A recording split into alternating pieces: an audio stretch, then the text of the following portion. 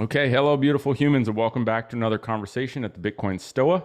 As a reminder, this is a community-funded project, so if you enjoy listening, you can support our work by sending some sats to the QR code on our website at bitcoinstoa.com, or you can stream sats using a Bitcoin wallet that has a podcast feature. I use the Breeze wallet at the moment and find it to be a really good experience.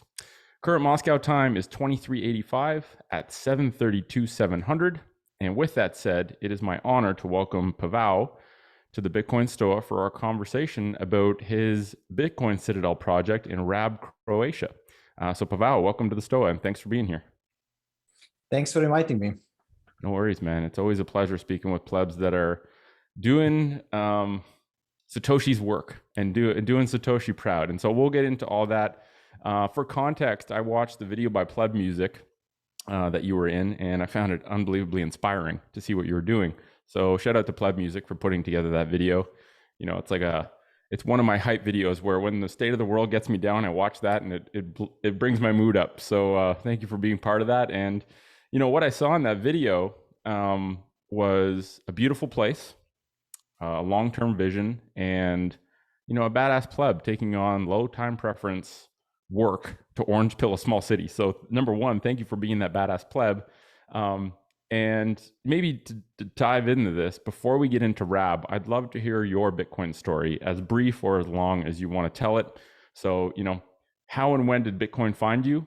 And maybe some of the more significant moments leading to where you are today in your understanding and your work in Bitcoin. Okay, all right. So, I mean, first of all, thank you very much for inviting me. Pleb Music is really a great pleb. We had a blast when he was here in Rab.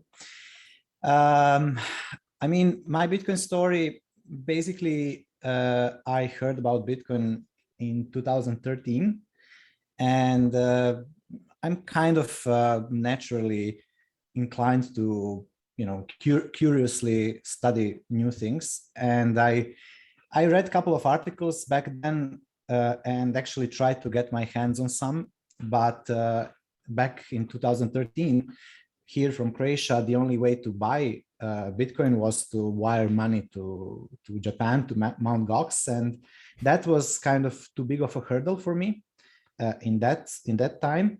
And then in summer of 2014, I actually we had an exchange here in Croatia that offered to sell Bitcoins, and I read a little bit more about it, and I invested my first, just tiny little bit, kind of getting off zero. And from 2014 until late 2017, I basically forgot about it because I was completely involved with my startup, which is my background. I have background in entrepreneurship, in educational technology space, which is like my past fiat life, actually. But it's in late 2017 that I basically saw Bitcoin exploding. And, you know, I remember buying it at around $600, and suddenly it was, you know, above $15,000, which was massive increase. So this got me, you know, really interested. And this is when I started my kind of shitcoin route. You know, I thought that there was something other than Bitcoin that's probably interesting. I thought that Bitcoin is probably outdated technology back then, which is, you know, similar story with many of the plebs that I met. And then I basically spent whole bear market of 2018 onward studying it very, very deeply. And since 2020, I started working with Saifedean Ammous, author of the Bitcoin Standard. And basically I'm helping him run the website, the podcast, books distribution, you know, a lot of different stuff.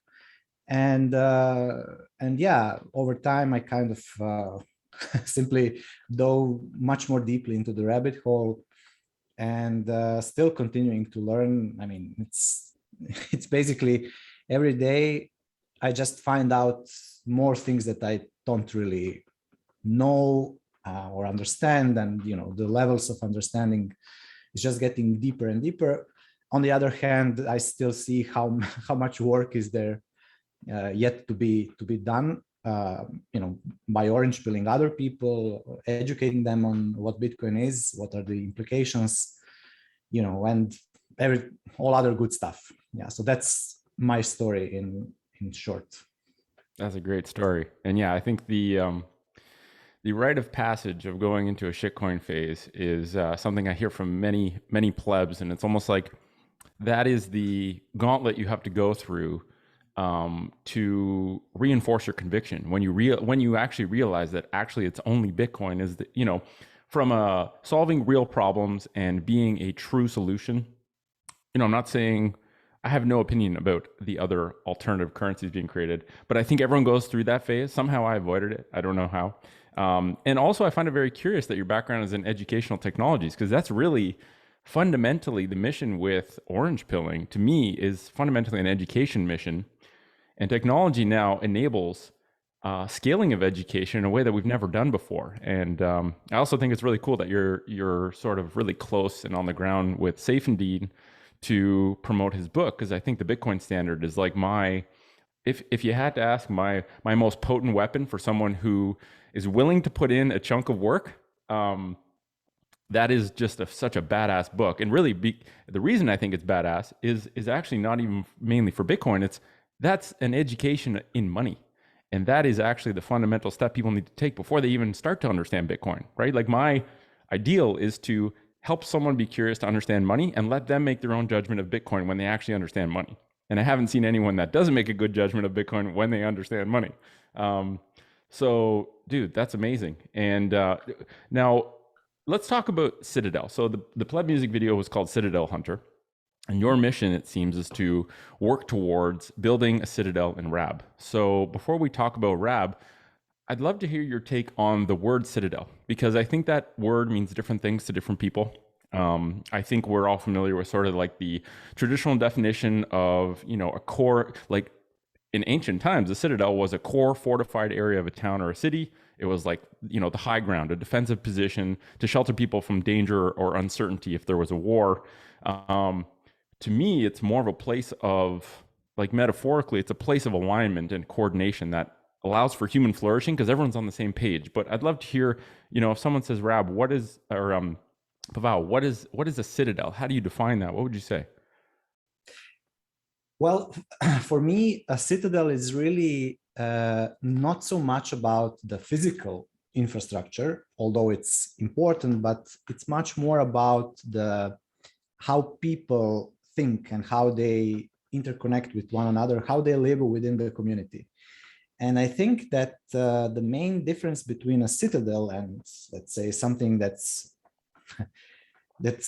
are current prevalent living conditions of like a city. many a city people is very different to me than a citadel. A city can be a citadel, but they're fundamentally different, right?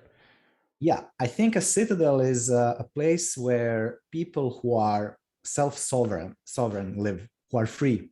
And I think other places are where people who are essentially debt slaves live. So really, if you have, like, my long-term kind of mission or vision, or however you want to call it, is to help people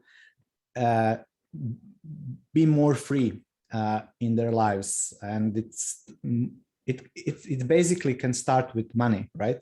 Freeing yourself from shackles of the fiat currency and fiat monetary system, which sprouts all other different bad things that happen around you, is the first step that you can take as an individual. And it's completely in your self-interest to break free of this invisible slavery that you are kind of in, and then grow as a free person. And then when you connect and start living with other people who are, getting on your freedom wavelength, then that's kind of, you start creating this citadel, right? Which is a very long-term project. I know that Pleb Music, he created beautiful video, which is kind of, it looks extremely nice and so on, but this is really, I have to put many disclaimers. This is work in progress. This is not something that's like gonna be done overnight, and but it's very rewarding work. So educating people who live here about Bitcoin is it's very important for me to experience even better living conditions in the future, because the more people set themselves free, the better it is for everyone, including myself. So it's kind of selfish motivation, but the only way to realize my selfish motivation to live in a place that's very beautiful to live is to help others understand what Bitcoin is and integrate it into their life. So that's my kind of view of Citadel. Beautiful. Yeah, I think, if you look in nature, there's so many of these instances, right? Like bees. I'm fascinated by bees. I think the way that they form social structures and just the incentives of a single bee resembles, like I love the term cyber hornet, because when you look at a bee's nest, the bee is personally incentivized to make sure the queen survives and make sure that the hive can continue to propagate. So selfishly, their whole lives are dedicated towards making sure the hive can continue, but that selfish incentive aligns with all of the bees in the hive, including the queen, to continue this thing, right? Long after they die, it will continue, but their entire lives are spent protecting and building this thing selfishly, but also collectively. And I think this whole notion that Bitcoin is the foundation of freedom. Like without freedom money, you're not truly free. And I just love this notion that you've taken on. Low time preference is maybe the most proper word for what Citadel building is, because it's not an instance, right? It's a process. If I asked you in a decade from now, how's it going? You'd be like, it's still a work in progress, because I don't think the work actually ever ends, right? And for the curious individual, I think Bitcoin is a beautiful topic to start to learn about. And that, for me, the challenge is, how do we make it relevant, right? Like all these people have problems. Everyone has problems that are solved by Bitcoin.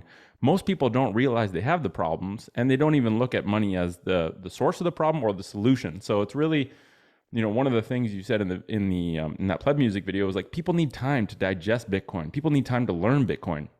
Even with yourself, like it took you multiple touch points before you actually acquired sats. And I think we assume that people are just going to get it like that, but we forget the path that we took to get to where we are and how long it takes to build conviction and how much actual work it takes to really like build first principles understanding of money. This is not an insignificant, easy task. And so I love that you've already taken the low time preference mindset, where it's like one day at a time, one person at a time, one little nugget of education at a time. And so maybe let's talk about Rab. I would love to, I don't want to take this from the perspective of, okay, there's a pleb in Canada. They just realized they have no property rights. They are looking for a new place to call home. And so the recon work needed of like, let's get some info for these plebs if Rab looks like an appealing place to move to. So maybe a first place to start is like, what is Croatia like? So Rab is maybe give some context. Rab is, let's see if I got this right. Rab is a small city in Croatia, population around 7,000. Maybe let's start with like, what are property rights like in Croatia? And if someone speaks English, like, is English common in Croatia, or do you have to know Croatian to live there? Like, give us a download of like, what is the environment like in terms of property rights, taxes, language? If a pleb wants to move from an English-speaking country and go to Rab and be part of this, what can you give us in terms of info? Yeah, those are all excellent questions. So Croatia is in regards to property rights, first of all, over 80% of people here own their own real estate. So they live in their own houses, and unfortunately, they also use land and real estate as their savings accounts. Basically, this is how they fight inflation, which is, Croatia has its own currency, Croatian kuna, which expanded at around 13.5% annualized from 1994 till 2019, which is when I last checked, which is that's around, let's say, 2.5-3% higher than the euro. So the currency is relatively stable, although it's inflationary, so much so that most people simply save in real estate. On the other hand, so the property rights in that regard are well respected, Okay. right? Nobody's really going to mess with your house or your land that you purchased, that you have, deed in your name. It's not a problem that way. The problem in Croatia is that the state is very high, very large. I mean, the state participation in the economy is, I would say, more than 50% of the economy is kind of state run or satellite run, state companies run, which is basically like it's a huge burden on the productive population. So many young people in the last 20 years, they emigrated away from Croatia. I personally know my couple of my colleagues who, after finishing their universities, they went away from Croatia in pursuit of a better life. Some of them ended in Canada, actually. And this, unfortunately, it's ironic because this changed in the last, 2 years since, Corona hysteria began. And the good thing, on the other hand, in Croatia is that there is every year there is a massive influx of tourists that are coming in with harder currencies such as euro, and they contribute to around a quarter of Croatia's GDP. Okay. Especially along the coast, Croatia is very, very well developed. I personally live in Rab, which is a small island on the northern part of the coast. Have you always lived there? Were you born there? No, I was born in Rijeka, which is the second or third largest city in Croatia, and my family, we lived in Rijeka. Although my family is originally from Rab, so we went to Rab every summer, when we were kids, on like a vacation, and we used to spend winter holidays in Rab and so on. So I actually moved here, and I live here in the last 3 years, and basically since 2018, which is when I really started diving into Bitcoin very, very seriously. And before that, I lived in Rijeka, and then I lived in Zagreb, which is the capital of Croatia, for a couple of years. So I kind of do have the experience of how it is to live outside of Rab, in particular, and really Croatia, it's a beautiful place to live,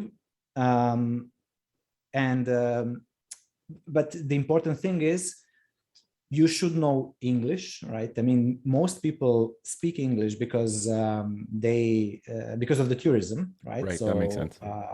Yeah, it makes sense. So pretty much everyone will speak English. Now, in terms of taxes, that's Croatia has, until very recently, had almost the highest rate of tax on value-added tax. So this is the tax on simple goods and services that you pay, and for example, in grocery stores, it's like 25%. They lowered this very hard in the last couple of months because of the inflation, which is crazy. So I think they are going to continue, lowering it and continue. What did they lower it to? I think they lowered it to.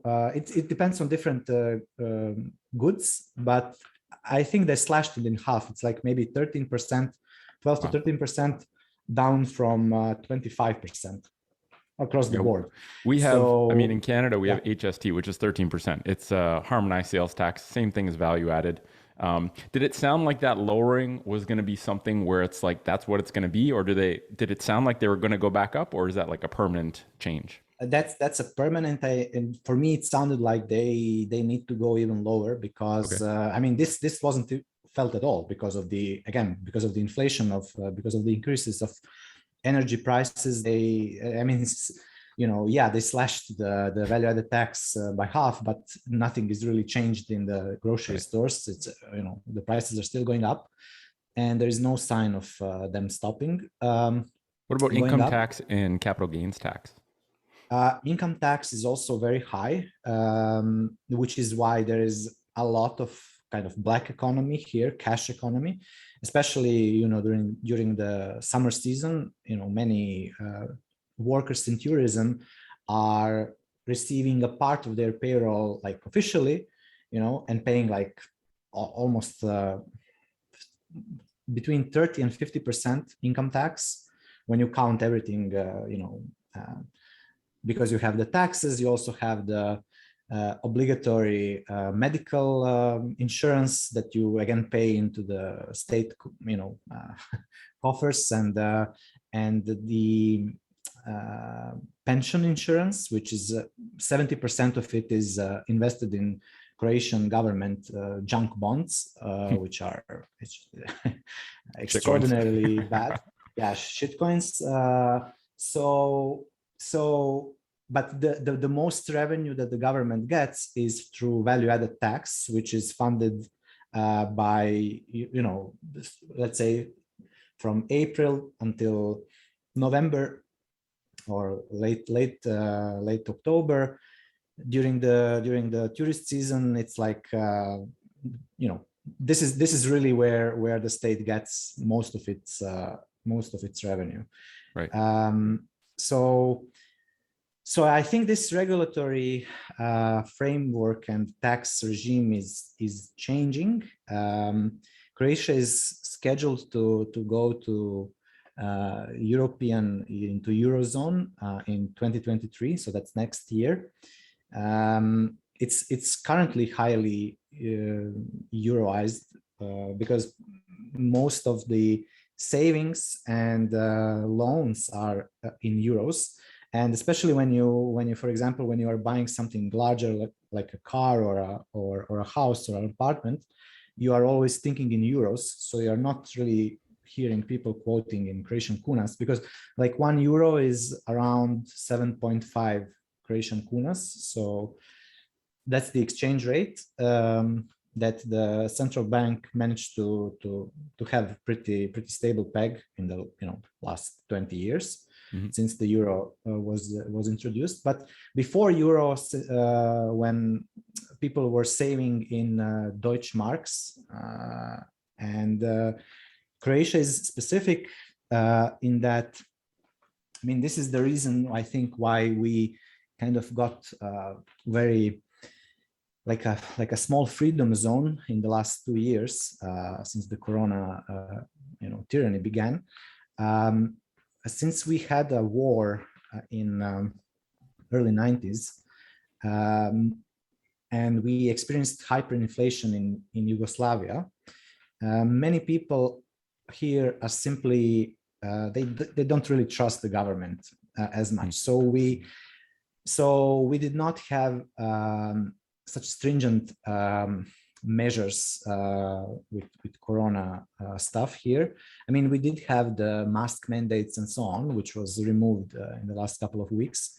But not all people complied, and especially, I mean, there was not so much, sincere buy-in that there is like a government that's taking care of us all, that they care about our health and so on. Right. Most people complied because they were afraid of getting fined, but they didn't really have this, almost religious conviction in what they are doing is correct.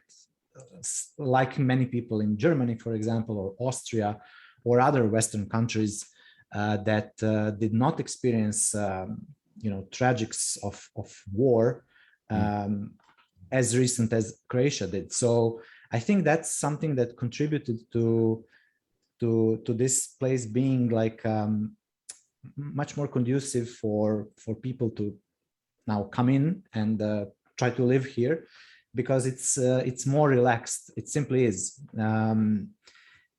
So yeah, that's how I actually met Pleb Music and other Bitcoiners who basically fled from Germany and from Austria. They, especially in last year, November and December last year, when it was looking like they were really going full Nazi, literally.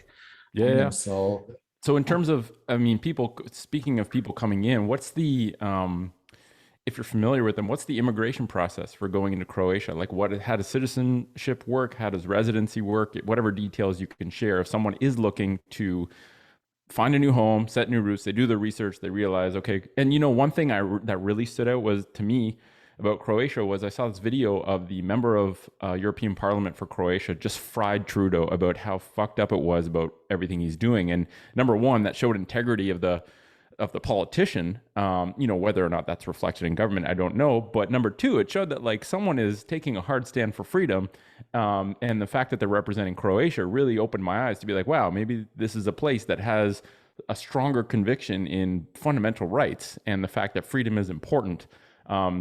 And I think those places in the world are going to be hubs for where Bitcoiners want to go, and like the certainty. Showing that they value freedom gives a sense of certainty that if a pleb is going to establish a new life for the next decade, it's like you want to make sure you're going to the right place. So what is immigration, citizenship? If someone wants to move to Croatia, what does that look like?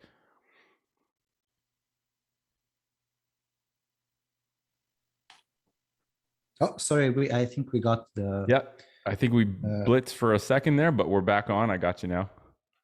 Okay. Yep, I got you. So regarding the immigration and things like that, so this is really, for me especially, this is really a new area, because before I only experienced people trying to move out of Croatia, right? So now suddenly I kind of have to check what's the procedure of someone wanting to move in.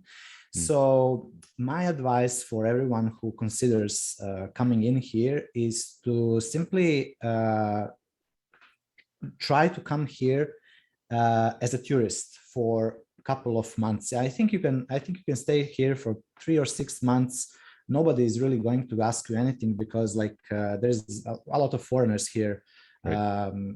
A lot of foreigners who own real estate, especially along the coast. So you're not going to stick as a sore thumb, amongst the other people. So just try to come in and experience living here, and then I think this is going to really change quickly. Right now, I when you asked me about the to prepare for the show, when you asked me about this procedure, I was managed to read some basic stuff, like, for example, you do need to know some Croatian history, and you do need to I like know that. That's a good stipulation. Yeah, some level of language. Although I mean, Croatian is pretty hard to learn, especially for a foreigner, because the grammar is pretty hard.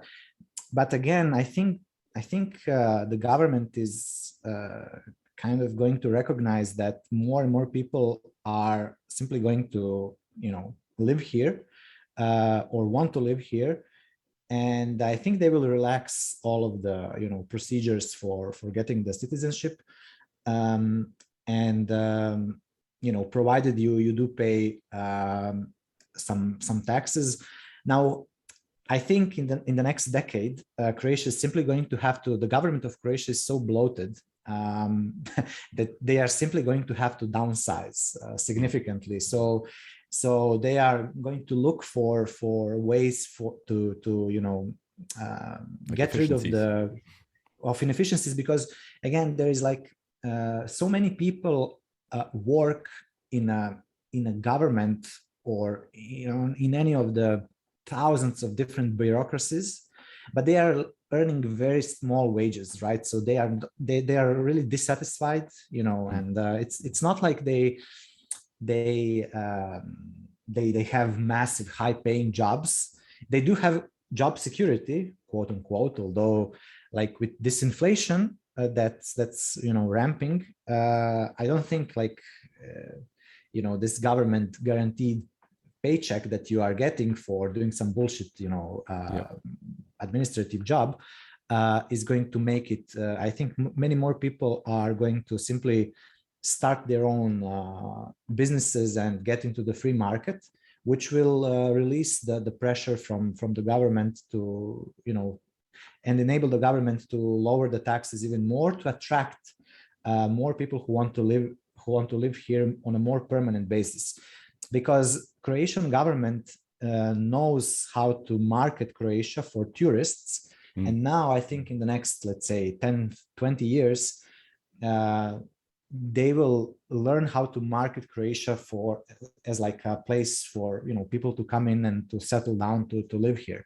Interesting. I mean, geographically speaking, Croatia is like in the heart of Europe, so like you are really close to everything, and throughout the history, Croatia was really had this nice position where it's basically on a crossroads from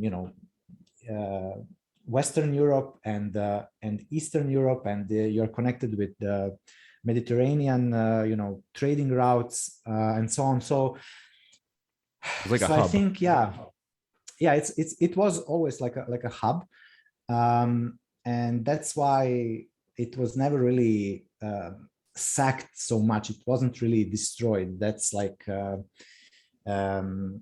mean, there's a long history here, because Croatia is still considered a part of Balkan region.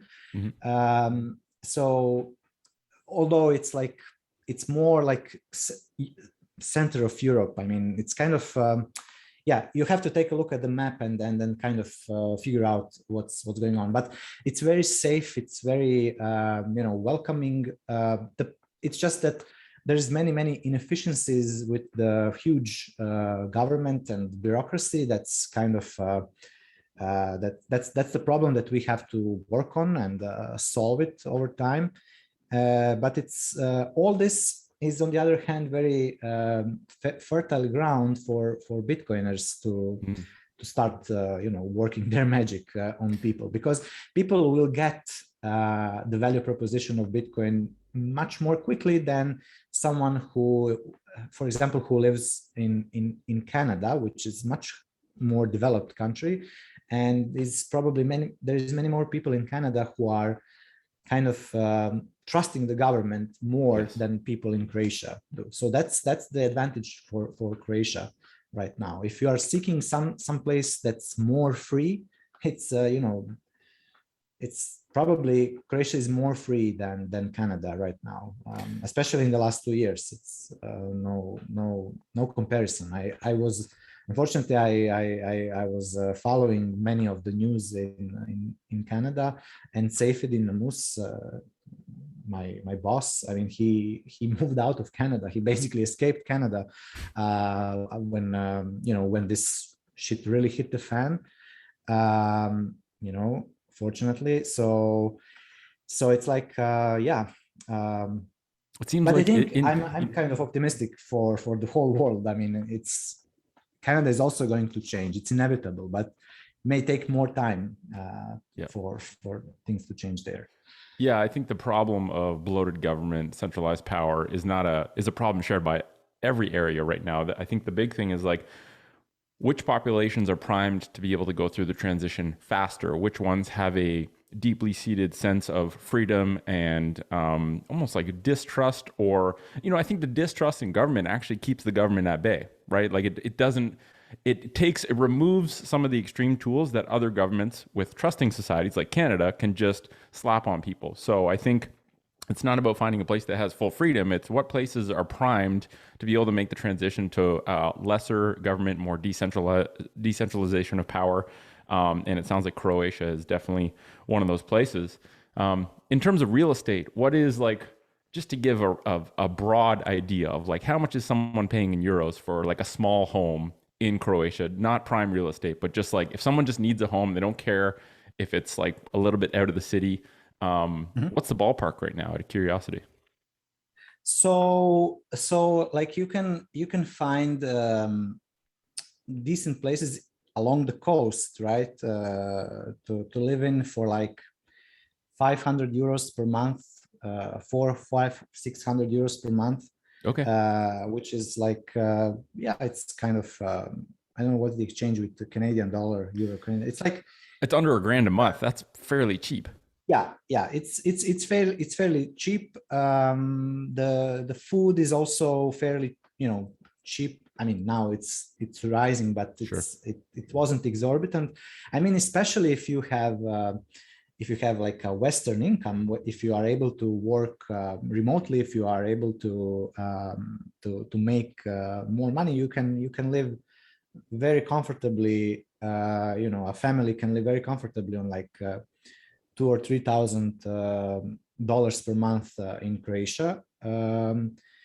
And real estate, like if you want to buy and own the property, they do have a monetary premium attached to it. So then it depends really on the location. I mean, really, it's only about the location, Right. because Like like anywhere. some places, if you like if you are willing to be patient and shop around a little bit, you can find some very undervalued properties. But on the other hand, there are simply you know places that are I'm sure you know that in Canada as well, it's simply property as an investment. Like you, Yep. especially here in Rab, you have in the if you remember from the video when Yeah. The with aristocrat the store of music. value Yeah, street. the aristocrat. So this part of the old city of Rab, it's like 80% vacant. Nobody lives there, but like the prices are so high that Right. it's like It's a savings it's account. It's not a home. yeah, it's a savings account. So when this, I mean, as Bitcoin works its thing on this, and I actually advised some people, and a couple of them already went through the process of selling their real estate and investing the proceedings into Bitcoin.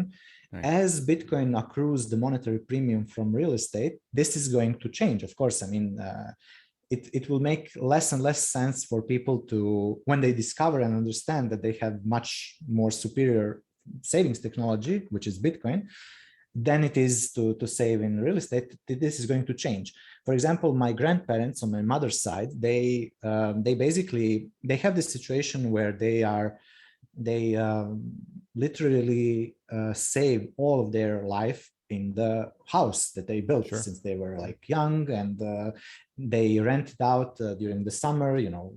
It's like their capital, their operating capital, their savings account, their living place, everything is there. But Yeah, it's the best option right this now, likely. it's the best option, yeah, because the capital markets in Croatia, we do have the functioning capital markets, so you can buy equities in Croatian companies, public companies, but it's really not so liquid. It's the transaction costs are pretty high, and I think less than 10% of people really understand how to save in the equities of Croatian companies, and they are trusting the real estate much more.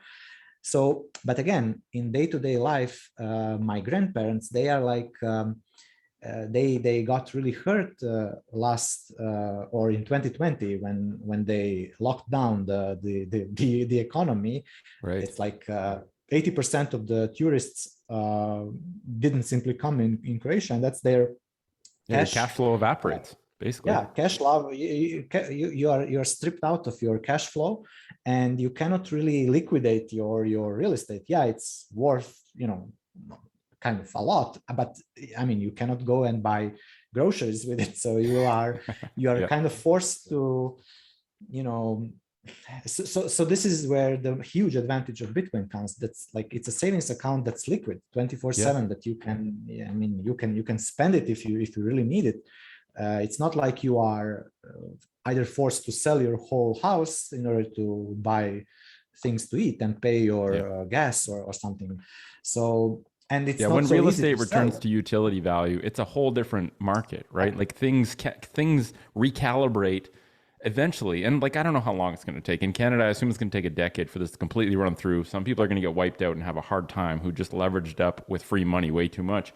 But the inevitable game theory is that when you have a pristine store of value, monetary tool like Bitcoin, you no longer, it's just the education is what limits that transition, right? And it can't Yeah, happen all at once because we know education takes time, but all it takes is people to realize one at a time that Bitcoin is a far better store of value. I still need a house to live in, but that house is now priced based on utility value, not as a savings account. And that means a lot of shit goes on sale as time goes on. And if you have your wealth in Bitcoin right now, you're just going to be able to get a really cheap house because not only is Bitcoin monetizing, but it's actually sucking the money out of houses, which you'll be able to buy eventually in sats for much cheaper. And I think that really excites me because the plebs who are saving in Bitcoin are going to have access to beautiful real estate to create a home, and they're not going to be paying for a fucking savings account because money's broken. They'll be paying for a roof and shelter and a place to live. Um, yeah, I'm excited for that. yeah, and I think even more than education, uh, it's that it takes time. So, for example, I know this group, this cohort of people who I orange pilled during the height of the corona hysteria, because we gathered every night and protested the mandates and so on here in Rab.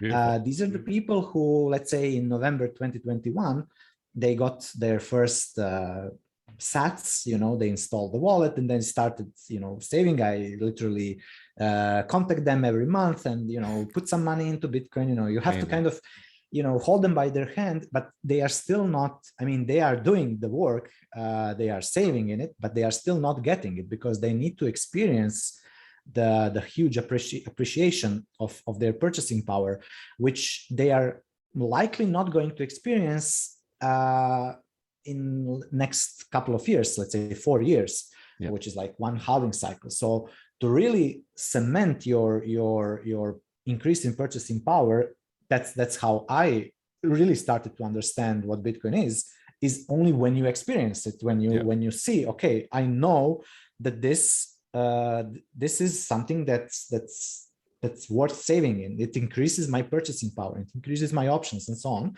And that's like, I expect in 2025, for example, that people who started stacking sats now in the last couple of months, only then they will start to really consider, okay, so I mean, I have some, let's say they have a house that they live in, but they also have some, maybe another house that they are renting during the summer. And that other house is probably better off getting simply sold, liquidated, and, put into Bitcoin, because they have to calculate all the maintenance and, the managing of this all stuff. And,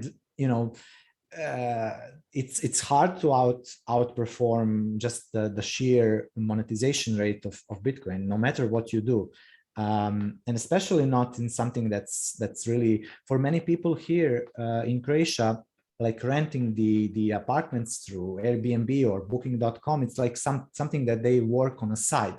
It's not that they are 100% focused on providing the best possible experience for the guests that come in. That's simply, rent out the apartment and and collect the rent, which is not the best, not the best way to go about it. You don't really get so high margins. Right. It's really, if you are going to do, tourism as a business, then you have to kind of focus on it.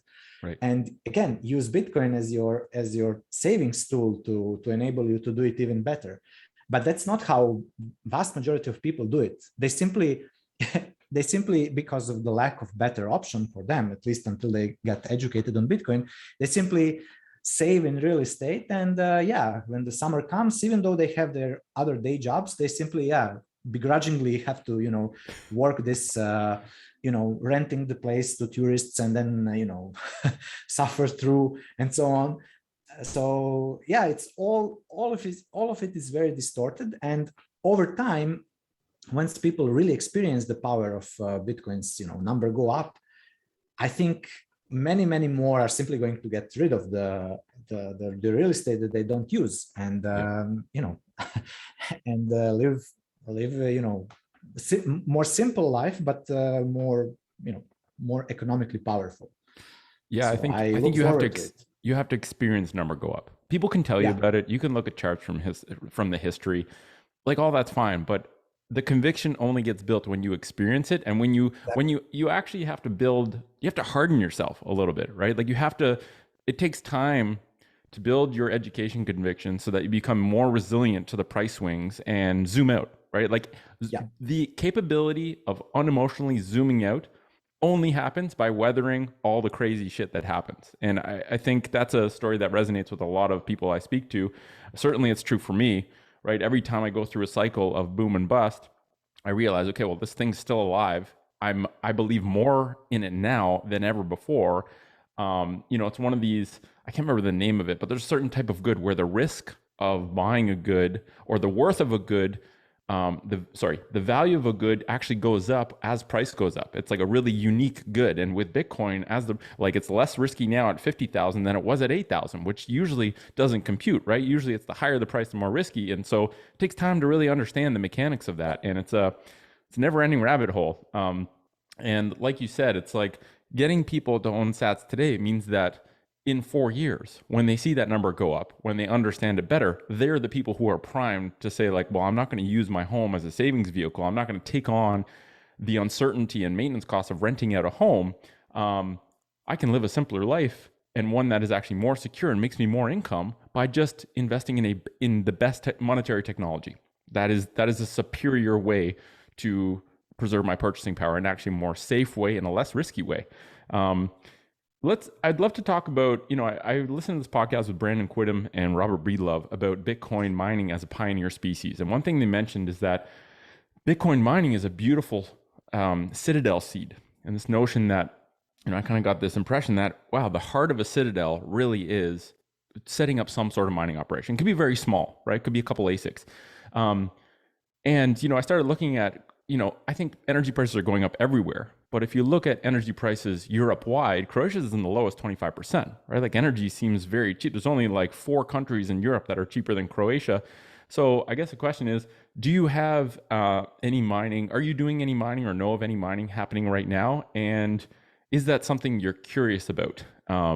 Because I think, in my brain, it's like, okay, someone plants a seed, sends $100,000 in Bitcoin to someone, they buy a couple ASICs, and they essentially erect this heart that pumps, and it mines Bitcoin. It allows you to have first-hand experience with the protocol and with mining, and then it generates Bitcoin to be able to fuel like an education hub or a meetup hub where people can come to spread the message. Is that of interest to you? Have you looked into what's involved with plugging in some ASICs? I'd love to hear your thoughts.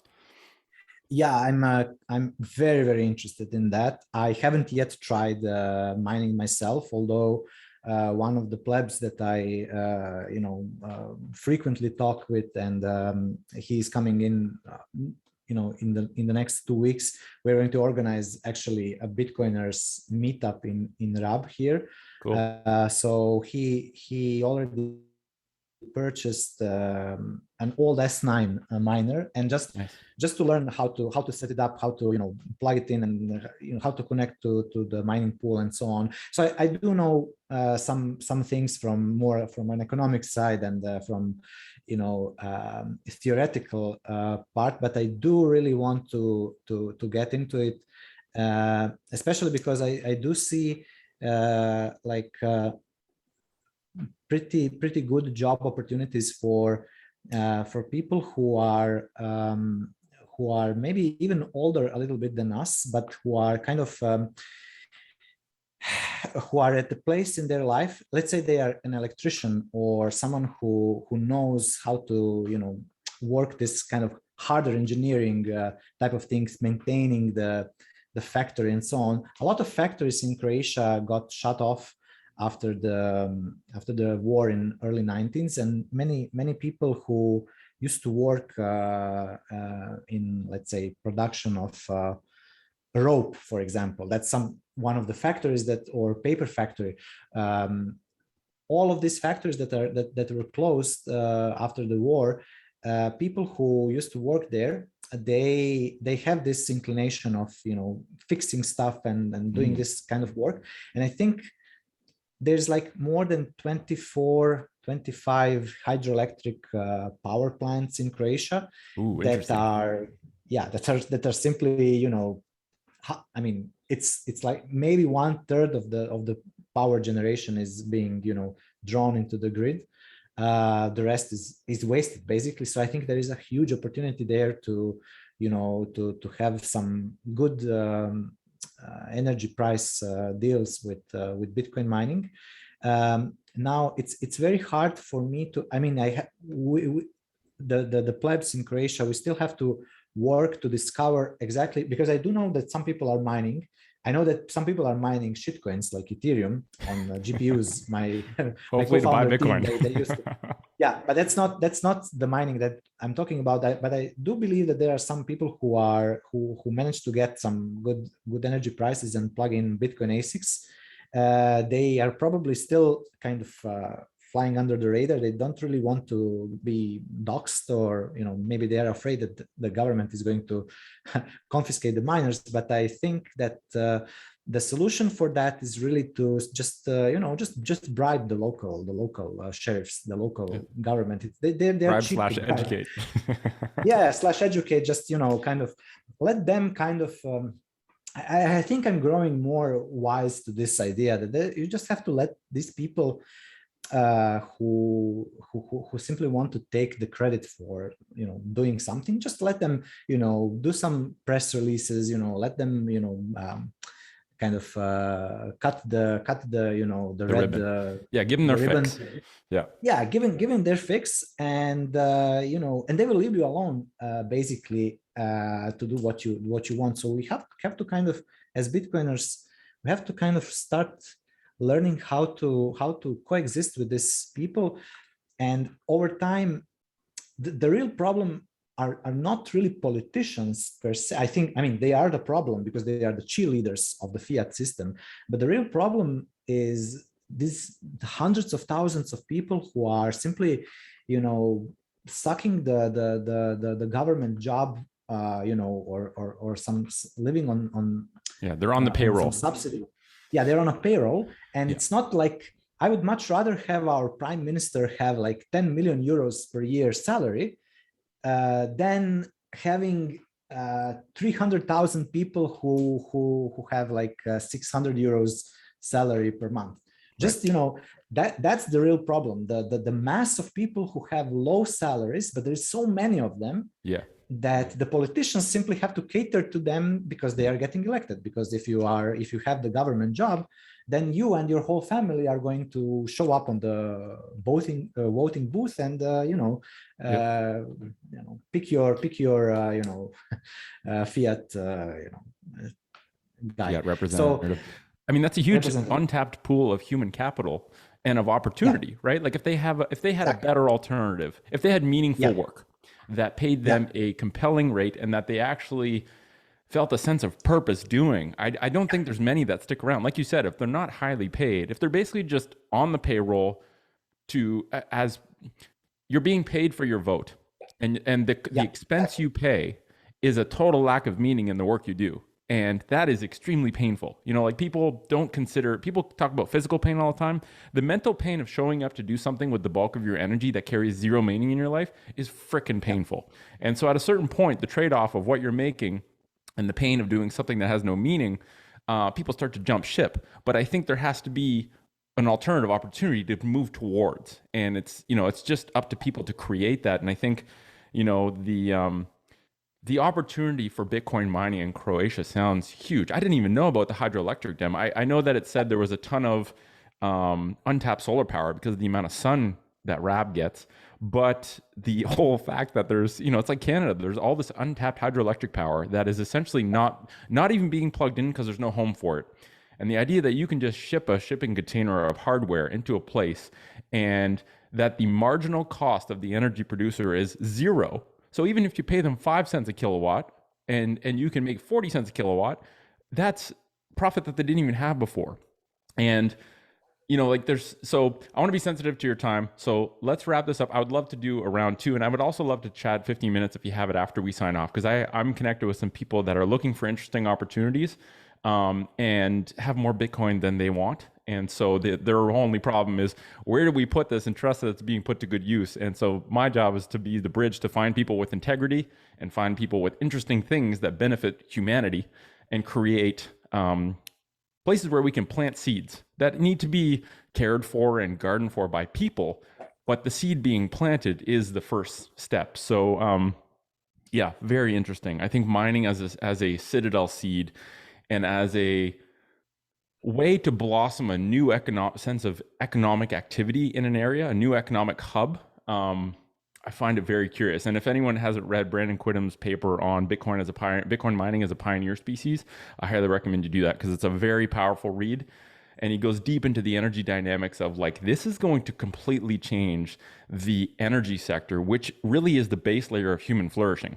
And there's so much untapped energy right now everywhere. And Bitcoin miners are basically like this species of animal that just goes directly to the untapped power and blossoms a whole new realm of economic potential that could never have been actually activated before that. So I think it's very interesting. So how about we save some of the other questions I have for maybe a round two? I want to be sensitive with your time today. If anyone wants to learn more about what you're doing, actually, one final question I have. What is the daily work of an orange pillar for you? Like I have my life now is dedicated to just orange pilling people, companies, anyone who wants to learn about Bitcoin. But what does the day-to-day life look for you? Are you doing group sessions? Are you doing one-on-ones? Like this is more curiosity than anything. What is your what does orange pilling a city look like on the ground? Yeah, it's really about just talking with people about it and answering their questions, sometimes one-on-one, sometimes one-on-many. I have tremendous blessing and opportunity to work in the Bitcoin space. So I'm at the same time I'm earning sats through it, and I'm immersed in the Bitcoin content. So I'm kind of on top of everything that's going on, that's happening. And I also so I also provide people with stacking sats opportunities. So basically I trade, because I still live in unfortunately I cannot pay with BTC everywhere here, and I still have some expenses, paying the rent and then so on, groceries. So I kind of made this it's very good small circle of family and friends and people that I orange pill, and let's say that they want to, let's say, put a couple of euros per month or per week into Bitcoin, then we exchange directly, because I need fiat, they want to save Bitcoin. So we kind of grow this peer-to-peer exchange network. So that's another part of why I like I like having people who are orange pilled, because then I have less need to kind of sell Bitcoin through exchanges and pay high fees and so on. You create a peer-to-peer network. That's the ultimate way. Peer network. Ideally, even better is, I mean, that's the process that I'm working on, is to orange pill people, merchants that I frequently use here in Rab, so that they accept Bitcoin, so that they start saving Bitcoin, right? So that I can pay them directly. Mm-hmm. This is especially important for, for example, merchants like my butcher, or the fisherman, or a coffee shop owner, or things that you are frequenting. But there are so many of them. Even though this is a small place, each and every one of them require a certain amount of time for me to explain to them, what's the value proposition, why is Bitcoin different, because they all heard about Bitcoin. That's the key thing. Every single person that I ever spoke to heard about Bitcoin at least once in their life, but like maybe 1 out of 100 actually managed to buy some. And if they did, they probably got offered some plethora of shit coins, and they got stuck in some dead end, and they don't really still understand what they are holding. Right. So it takes time for me to go through all these different objections, questions, that people have, doubts, and so on, and explain to them how they should use it. I always like to say that Bitcoin is like electricity or gas. So it's extremely useful technology, but it can hurt you, right? If you don't approach it right, you can really get Get hurt shocked. get shocked, right? So you really have to learn how to do it. It's not so hard, but still you have to learn how to receive, how to send, how to secure it, how to hold it, how to think about it, how to manage the volatility, right? And then then you can use it like electricity. But again, when electricity was introduced into our daily lives, I mean, it wasn't smooth ride, right? It's not like one day people were not using electricity, next day everyone was no. But there was many, a lot of people had to get doubts electrocuted. A lot of doubters had to be, people were like, why would I use a light switch? That thing can literally burn my house down. I'm going to keep using this candle. And it's like the same argument of fiat and Bitcoin. And it's like every technological revolution in hindsight looks like a flick of the switch, but like in reality, it's a rough, meandering, messy journey. And I think with something like money, where people understand basically nothing about it, it's a long process. Like to me, the act of orange pilling is fundamentally the act of relationship building. And then pointing, not telling people, pointing. It's like someone has to trust that Pavao knows what he's talking about, is a good human. It's not going to scam me. That's step one. Relationship building is a huge first step that you must do before you even begin the act of orange pilling. And then it's a matter of, well, I don't want to tell you things. I want to point you in the right direction based on where you're at right now and what your next learning phase is. Like, I think I really spent a lot of time trying to understand, like, what is the theory of orange pilling? Like, what is the act of orange pilling? How do you, and to me, it's just moving someone towards better understanding of Bitcoin to the point where they're willing to actually purchase sats. Because then the first domino sets off the rest and everyone proceeds at their own pace. But getting someone to the point where they actually, on their own accord, make an exchange of fiat for Bitcoin, not being given Bitcoin, but they do it on their own accord. That is like the starting point for their process. And then it's like, okay, move on to the next person and find out how do we get them closer to purchasing sats. So let's save a little bit of juice for the next conversation whenever you're available, maybe in a month or something like that. So I'm going to sign off now, but if you're available for 15 minutes, I'd love to chat with you about interesting ideas of people I'm connected with that would love to help you do what you're doing.